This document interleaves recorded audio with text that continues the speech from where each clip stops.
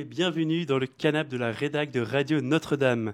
40 ans après Yannick Noah, quel Français soulèvera la Coupe des Mousquetaires? Rappelez-vous, en 1983, Noah, en finale, battait Mats Wilander, le tenant du titre, et vengeait à cette occasion un compatriote battu au deuxième tour par le Suédois. Ce compatriote arrêtera le tennis quelques semaines plus tard et deviendra psychiatre spécialisé dans la préparation mentale des sportifs. Et il nous fait l'amitié d'être avec nous. Bonjour Christophe Bernel. Bonjour, je suis très heureux, merci pour votre invitation. Alors je dois dire donc docteur Christophe Bernel, puisque aujourd'hui vous êtes psychiatre. Oui. Alors vous publiez ce livre, Nadal, Djokovic, Federer, 21 matchs pour entrer dans la tête de ces champions et booster votre mental, en collaboration avec Arnaud Ramsay aux éditions Solar. Alors peut-être une première question, comment vous avez choisi ces 21 matchs justement? Disons qu'on voulait vraiment trouver des matchs qui soient très significatifs et pas uniquement des victoires, justement. Parce qu'il y a aussi des défaites, puisque, comme on le sait, c'est indispensable d'apprendre de ces défaites. Et justement, ces très grands champions, à chaque fois, ils nous ont montré que dans chaque défaite, ils rebondissaient. Ils étaient grands dans la défaite. Oui et non, pas forcément, parce qu'il y a notamment un match quand Federer, assez jeune, mais bon, quand même déjà 5e mondial, il perd à Roland-Garros au premier tour contre Horna en 2003. Il a reconnu ses faiblesses. Il était mené facilement, il jouait pas bien, et puis tout d'un coup, il perd le premier set. Il s'est dit « Ah quoi, j'ai encore 3 sets à gagner pour gagner ce match ?» Et il faut que je gagne encore 6 tours derrière pour gagner Roland-Garros. On voit bien qu'il n'était pas sur le bon objectif. Si on est sur un objectif de résultat, là en l'occurrence il se trompait parce qu'il était uniquement sur le résultat de soulever la coupe des Mousquetaires. C'est pas comme ça qu'on joue son meilleur tennis et qu'on fait sa meilleure performance. Donc il fallait qu'il soit plus sur ses sensations, sur son jeu à déployer, sur sa tactique et être, comme on dit, heureux dans sa vie, arriver à jouir du moment présent. Donc jouir du moment présent, quand on est tennisman professionnel, c'est la balle qui arrive. Il faut arriver à jouir du service qu'on va faire ou du retour qu'on va essayer de faire. Donc il faut déjà être là, dans ce moment-là, et puis après, dans le point à jouer. Alors justement, je disais en introduction, est-ce qu'un Français soulèvera la Coupe des Mousquetaires? Vous en voyez un, éventuellement, Christophe Bernel, dans la jeune génération? Alors, c'est difficile à dire. On espère tous, bien sûr. Moi, je pense que là, il y a un Hugo Humbert qui revient bien après une phase compliquée pour lui. Il se remet à bien jouer sur terre battue. Alors, est-ce qu'il a peut-être plus de chances de gagner un autre grand chelem? On va parler un peu de vous, cher Christophe Bernel.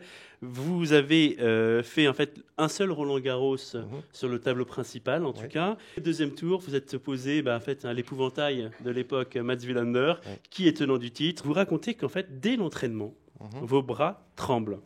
Est-ce que finalement Roland-Garros inhibe les joueurs français? Il y a les deux, parce qu'on voit bien que il peut y avoir un facteur d'inhibition, mais il peut y avoir aussi un facteur de transcendance. On a vu quand même les Français se transcender sur certains matchs. D'où l'importance de l'avant-match. Puisque finalement, tout ce que l'on pense avant son match, la façon dont on va rentrer sur le terrain, si on a les bonnes pensées, si on a les bons objectifs, si on est vraiment sur son jeu. Et ce qui est important, c'est garder ce plaisir du jeu, qui est fondamental. C'est ce qu'ils ont réussi à faire, les trois monstres. Garder ce plaisir du jeu qui est en lien avec son enfance. Lorsqu'on arrive sur un match à Roland-Garros, il faut avoir ça en tête, être content d'être là, sur le court, développer son jeu. Vraiment, on joue au tennis. Et ce n'était pas le cas pour vous, cette rencontre face à Wilander? Non, parce que j'étais pas prêt. Cette pression m'est tombée dessus. J'étais pas prêt. Dans les vestiaires, je me disais, oui, je vais peut-être... J'espère, j'y croyais même. Battre Wilander et peut-être... Oui, parce qu'on ne rentre pas sur le court en disant... non, on joue toujours avec un espoir de gagner. Enfin, je veux dire, on est professionnel, c'est pour gagner ses matchs. Et puis même, à la limite, on ferait une partie de cartes ensemble, on jouerait pour gagner. On joue toujours pour gagner. Donc, c'est pour ça qu'il faut plus essayer de travailler sur le fait de trouver un petit peu de détachement, rester dans le plaisir du jeu, pour pouvoir faire un peu abstraction de toute cette, tout l'environnement du match. Et on voit bien que les Français y arrivent parfois, mais à d'autres moments, et surtout lorsqu'on s'approche des quarts de finale, des demi-finales, voire finales, là, ça devient souvent plus compliqué. Et vous pensez que l'impact médiatique, quand on dit ah là là, encore une année sans Yannick Noah, toujours, ah bah là, ça y est, il n'y a plus de Français en deuxième semaine, vous connaissez ces rhétoriques qui sont assez fréquentes. Est-ce que ça n'abîme pas un petit peu leur mental au fur et à mesure? On est tellement à la recherche du très grand joueur, comme on l'a bien vu pour Gasquet quand il était tout jeune. On l'a encensé dès 9 ans, il faisait la couverture de Tennis Magazine. Il faut leur laisser un petit peu de temps et puis il ne faut pas leur tomber dessus dès qu'ils font un résultat ou deux. On a fait peut-être sûrement un petit peu cette erreur-là. Il avait battu Federer à Monaco, par exemple. Voilà, aussi, à 18 ans. Donc il faut les laisser un petit peu mûrir tranquillement, être un peu moins sur eux. Et puis bon, mais eux, de toutes les façons, il faut qu'ils soient bien entourés pour faire face à cela. Parce que bon, d'un autre côté, les joueurs, ils ont besoin de la presse aussi. Enfin, c'est important. Vous arrêtez votre carrière à l'âge de 20 ans, en 1983. Je crois que vous êtes en Angleterre, c'est un peu avant Wimbledon, les tournois sur gazon. Exactement. Et là, en fait, vous lancez dans la médecine. Oui. Et après avoir fait plusieurs stages, comme on dit après PACES, vous décidez d'aller vers la psychiatrie pour changer le monde, parce que vous pensez vraiment qu'on peut contrôler vraiment son corps, on peut mieux se connaître. Et quelque part, vous dites que c'est une science, parce que c'est une science qui va vous permettre peut-être de mieux connaître finalement l'homme, l'humain.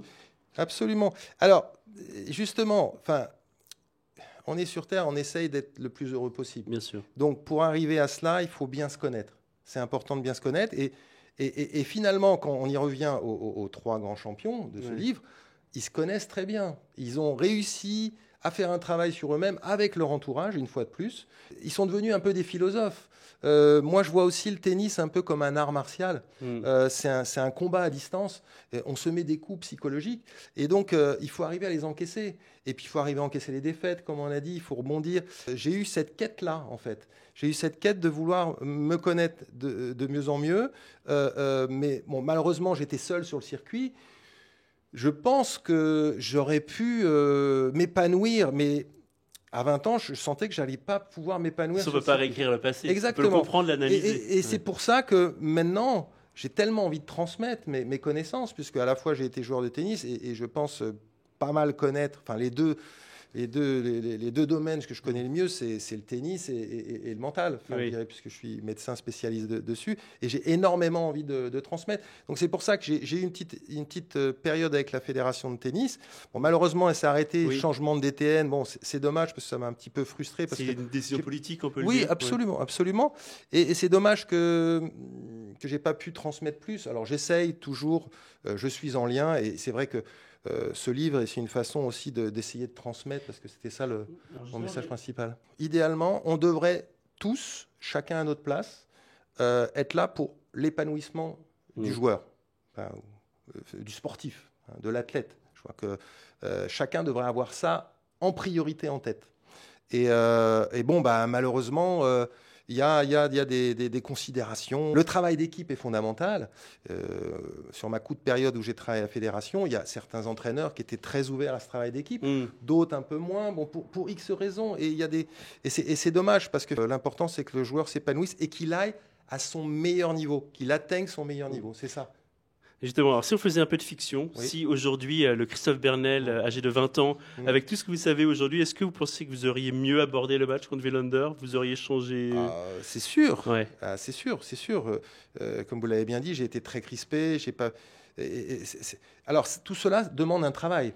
Djokovic en parle bien de son travail quotidien. Il fait un travail quotidien sur lui, de respiration, de méditation. C'est par rapport à ses pensées, la respiration. Enfin, toutes ces choses-là pour mieux se connaître. Et je crois que c'est important. Il l'a dit, une chose très importante. Il a dit, il fait ce travail-là pour essayer de devenir une meilleure personne. Il fait vraiment un travail en profondeur pour devenir une meilleure personne. Alors bien sûr, il sait que ça va l'aider pour être un meilleur joueur de tennis, mais avant tout pour être une meilleure personne, parce qu'on voit bien qu'il a évolué et qu'il a beaucoup plus de respect pour ses adversaires.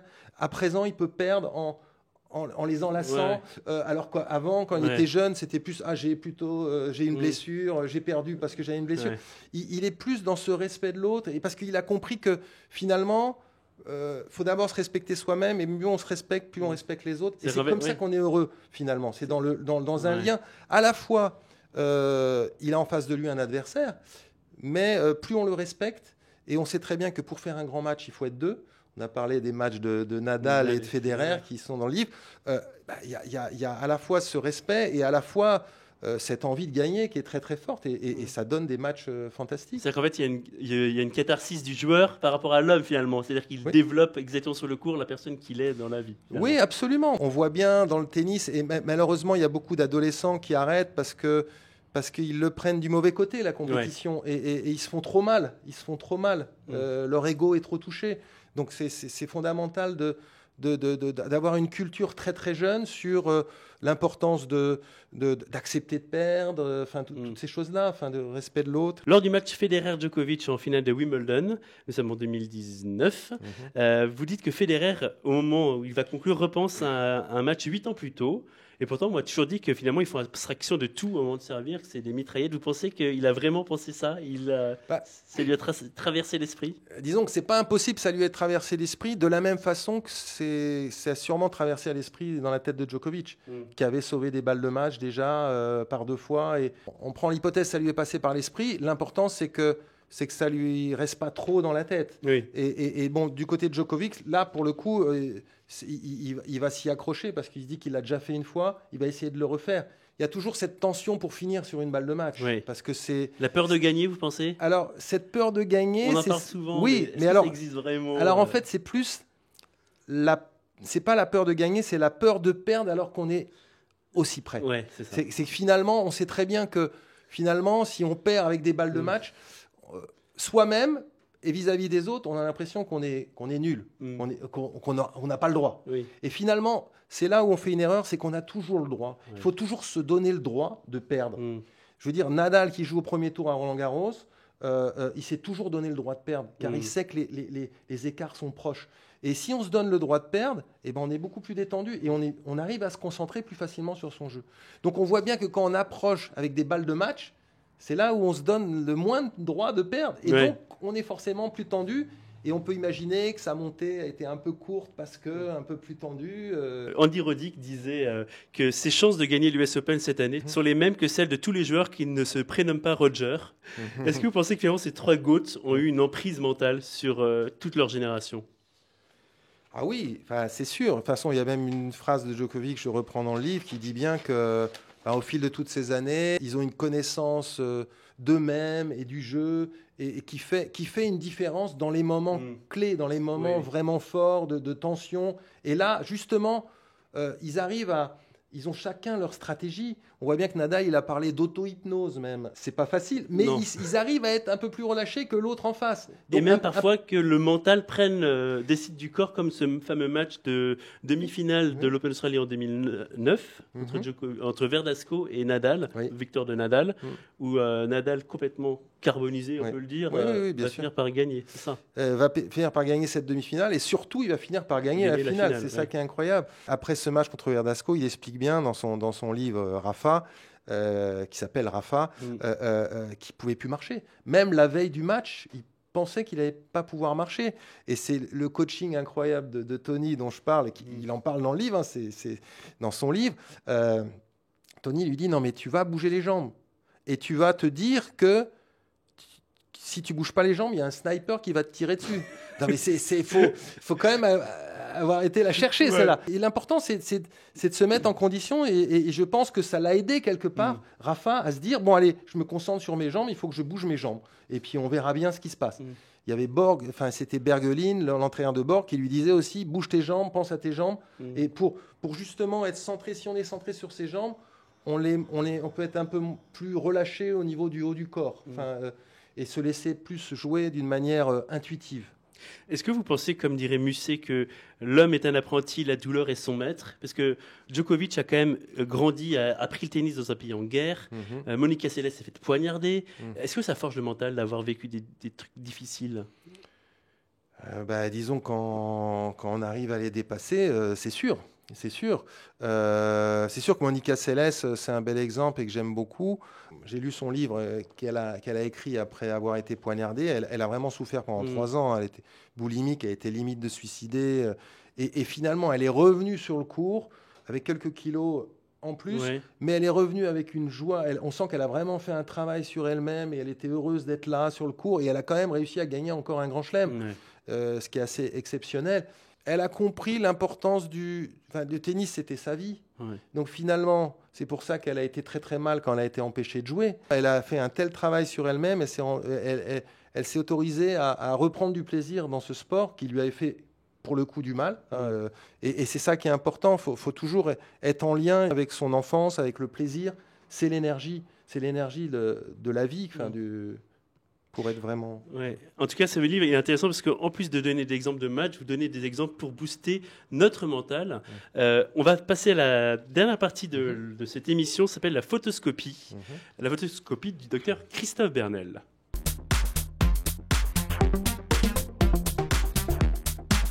Alors, le principe est simple, je vous montre des photos. Charge à vous de me dire ce que ça vous évoque, la première. C'est un test de Rorschach. Exactement. Ah, bah oui, ça c'est Joinville, ça c'est l'armée. J'ai fait l'armée au bataillon de Joinville quand j'avais 18 ans. Un très bon souvenir avec notamment Henri Lecomte, Thierry Tulane pour les... L'entraînement un peu militaire, c'est quelque chose qui vous a aidé dans votre carrière? Disons qu'on a eu de la chance parce que nous, à l'époque, c'était 1 an d'armée. Et en gros, on a fait nos classes, 5 semaines. Donc, on a appris à tirer au fusil, etc. Bon, c'était un peu rigolo avec les copains, à marcher au pas, à chanter. Mais après, on a eu de la chance parce que les tennisman et les footballeurs, on était le plus souvent partis. Et donc, finalement, on a fait en gros 2-3 mois. C'est des bons souvenirs parce qu'on a gardé le camp quand même pendant 15 jours à Noël, les footballeurs et tennisman, et c'était un bon moment, pas facile parce que garde sur garde pendant 15 jours à Noël. Ça pique un peu. C'était ça, ouais. Deuxième photo. Oui, alors là, c'est Boris Becker. Boris Becker, que j'ai rencontré, comme je disais, en Allemagne. Et c'est une histoire marrante parce que c'était son premier tournoi ATP. Il avait 16 ans. Bon, 2 ans après, il gagne Wimbledon. Il était déjà avec son coach Gunther Boch. Et finalement, moi, j'étais tête de série. J'étais 170 mondial. C'est un petit tournoi ATP. Je le joue au premier tour. Je gagne 6-4 au troisième. Très, très dur. Et dans les vestiaires, je suis avec lui et il est avec son coach. Et je le vois souriant, en train de parler avec son coach, même parler avec moi. Et je vais sur la douche et je me dis... il va jamais y arriver, il est trop gentil. Parce qu'à l'époque, on était McEnroe, Connors, il faut haïr son adversaire. Et ce qui est drôle, c'est que je l'ai revu 6 ans après. Et 6 ans après, il était numéro 1 mondial ou 2 à Bercy. Et il était tout seul. Et je suis allé le voir et je lui ai parlé de ma réflexion. Et ça l'a fait rigoler. Et il se souvenait c'était un nom très long de ville en Allemagne, comme ils peuvent avoir près de Munich. Moi, je ne me rappelais plus. Et il s'en rappelait très bien. Ça peut se comprendre, parce que ça devait être son premier tournoi ATP. Donc, c'est toujours marquant. Troisième photo. Ah bah oui, là c'est... Alors là, ça vous évoque ça les Williams avec le père. Alors moi, j'ai beaucoup aimé le film, la méthode Williams, parce que justement, on parle toujours du père, mais je trouve que la mère a été très importante. Et on l'a vu dans le film. On a vu des parents qui pouvaient... parfois même s'engueuler autour de Serena. C'est quand même la mère qui a inscrit Serena à son premier tournoi, alors que le père ne voulait pas. Alors moi, ce que j'aime bien aussi, c'est on sent quand même que ces 2 parents, ils étaient avant tout pour l'épanouissement de leurs enfants. C'est vrai qu'il y avait son désir d'en faire des championnes, mais il y avait toujours cette envie quand même de faire des études, de s'ouvrir au monde et qu'elle soit épanouie. Et bon, je pense qu'ils y sont arrivés, ces 2 parents, parce que elles ont il y a joué 62 titres du Grand Chelem, elles deux. Surtout oui, non, mais c'est incroyable. Et puis elles ont joué jusqu'à 42. Enfin, c'est incroyable. Donc l'amour du jeu a toujours été là. C'est fantastique. Alors là, beaucoup moins de titres du Grand Chelem. Benoît Paire, enfin. Moi, j'adore son jeu, un super athlète, un joueur que j'aurais bien aimé aider. Enfin, c'est parce que justement, je pense qu'il a, à certains moments, il a été dans le plaisir du jeu et il est quand même monté 18e mondial. Enfin, il a fait vraiment des belles performances, mais il y a d'autres moments où il devait pas le prendre du bon côté. Et donc, forcément, le plaisir étant moins là, il joue forcément moins bien. Donc, je dirais, le mental, le travail sur le mental et l'état d'esprit, c'est ce qui permet une certaine constance. Et donc, c'est là où on voit sur les 3 grands champions, il y a une certaine constance parce qu'ils travaillent ça avec leur entourage. Et je pense qu'on peut regretter que pour certains Français, souvent, il y a cette inconstance. Même si on voit, par exemple, Caroline Garcia, on est super heureux de la voir à nouveau au plus haut niveau, mais il y a quand même une inconstance incroyable dans sa carrière. Enfin, heureusement qu'elle a rebondi l'année dernière, parce qu'elle était presque sur le point, et elle a pu parler aussi de ses difficultés psychologiques. Pour moi, la meilleure médecine, elle est préventive. C'est pour ça qu'il faut avoir des gens compétents. Enfin, c'est tellement dur, cette vie de sportif, et notamment de tennisman. Il faut avoir des gens compétents qui puissent prévenir un peu, qui puissent voir les signes avant-coureurs de quelque chose qui peut devenir vraiment comme une dépression, comme en a parlé Lucas Pouille, il a parlé de sa dépression. Et les dernières photos, ça vous rappelle un souvenir? Ah bah oui, bien sûr, victoire d'Arnaud Butch, ça c'était un Coupe Davis en Suède, 96. Oui, bah, tout le monde était devant sa télé, ceux qui n'étaient pas en Suède. En fait, la question, pour préciser, c'est qu'il avait quand même sauvé 3 balles de match. Oui. Quelle attitude doit-on avoir? C'est pour nos amis tennisman. Si on a 3 balles de match contre soi, comment faire pour toujours y croire? Je pense que les joueurs y croient toujours. Mais moi, de mon souvenir, je me souviens, c'était Yannick Noah sur la chaise. Il a fait passer ce message dans ses yeux qu'il l'aimait quand même. Même s'il était en train de perdre ce match, c'est pas grave, il allait perdre sans doute. Le public, ça joue vraiment? Ça aide énormément? Alors là, pour le coup, on était à l'extérieur. Bon, il y avait quand même des Français. Bon, je pense que là, je crois plus à ce fluide que Yannick Noah a réussi à transmettre, et il a senti cela. Et donc, il a eu envie de tout donner pour son capitaine, pour ses coéquipiers, et puis pour la France, puisqu'il jouait pour la France.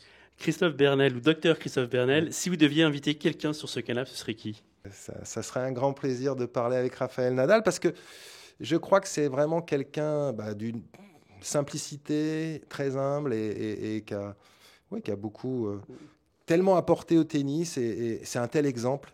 Donc c'est extraordinaire. Voilà, Nadal, Rafa, si tu nous regardes. Christophe Bernel, merci beaucoup d'avoir été avec nous. Je rappelle votre livre, Nadal, Federer, Djokovic, 21 matchs pour entrer dans la tête de ces champions et booster votre mental. C'est en collaboration avec Arnaud Ramsey aux éditions Solar.